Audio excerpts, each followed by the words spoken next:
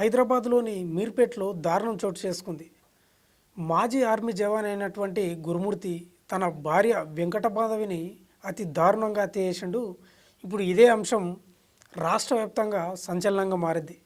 ఇక వివరాల్లోకి వస్తే గురుమూర్తి మాజీ జవాన్ ఇప్పుడు ప్రజెంట్గా హైదరాబాద్లో సెక్యూరిటీ గార్డుగా పనిచేస్తున్నారు.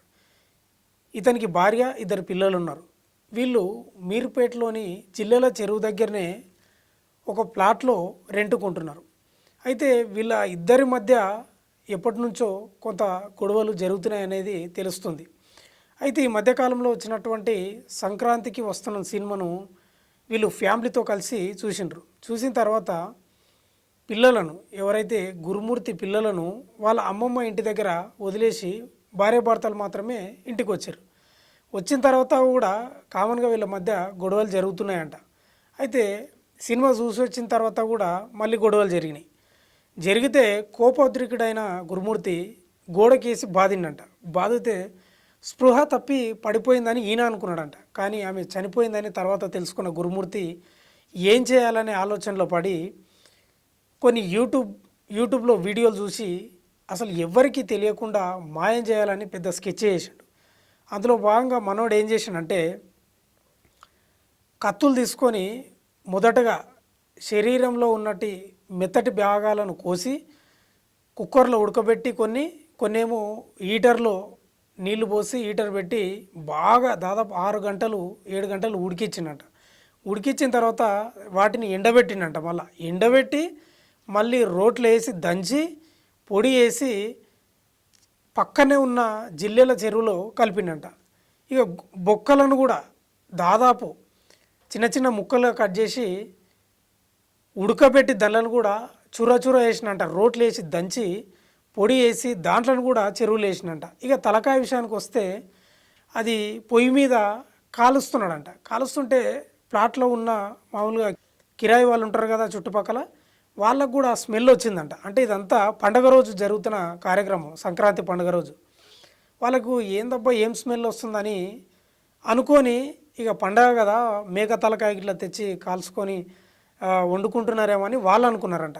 అసలు విషయం ఏంటంటే భార్య తలను కాల్చి దాన్ని కూడా పొడి చేసి అతి దారుణంగా కవర్లో కట్టి, అంటే ఇదంతా ఒకటేసారి ఆ చెరువులో వేలే తీసుకుపోయి విడతల వారిగా మెత్తటి భాగాలను ఒకసారి, బొక్కలను ఒకసారి, తలకాయను ఒకసారి మొత్తం పొడి చేసి కవర్లలో తీసుకుపోయి ఎవరికి అనుమానం రాకుండా చెరువులో పోయి కలిపిండంట.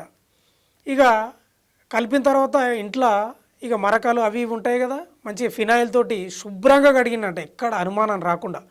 కుక్కర్ను కానీ, హీటర్ను కానీ, బకెట్లు కానీ.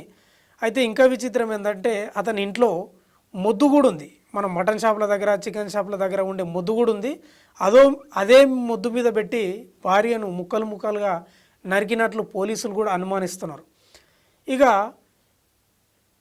పొడిని చెరువులో కలిపిన తర్వాత మొత్తం ఫినాయిల్ తోటి శుభ్రం చేసిండు. ఇక ఇలాంటి అనుమానం రాకుండా ఇక ఏం తెలియనట్టు అత్తమామల దగ్గరికి పోయి నా భార్య కనిపిస్తలేదు, లేకపోతే మీ బిడ్డ కనిపిస్తలేదు, కొంత గొడవ అయింది, ఇంటి నుంచి బయటికి వెళ్ళింది, ఇంకా రాలేదని అత్తమామకు చెప్తే వాళ్ళతో పాటు పోయి కంప్లైంట్ చేసినంట. ఎందుకో అనుమానం వచ్చి పోలీసులకు సీసీ కెమెరాలు ఓపెన్ చేసినారు. ఓపెన్ చేస్తే వెంకటమాధవి ఎవరైతే హత్య గావించబడిందో ఆమె మీర్పేట్లోని వాళ్ళ ఇంట్లోకి పోయినట్లే ఉంది, కానీ మళ్ళీ బయటకు వచ్చినట్లు లేదు. ఇదే పోలీసు వాళ్ళకు ఒక క్లూ పాయింట్గా దొరికింది.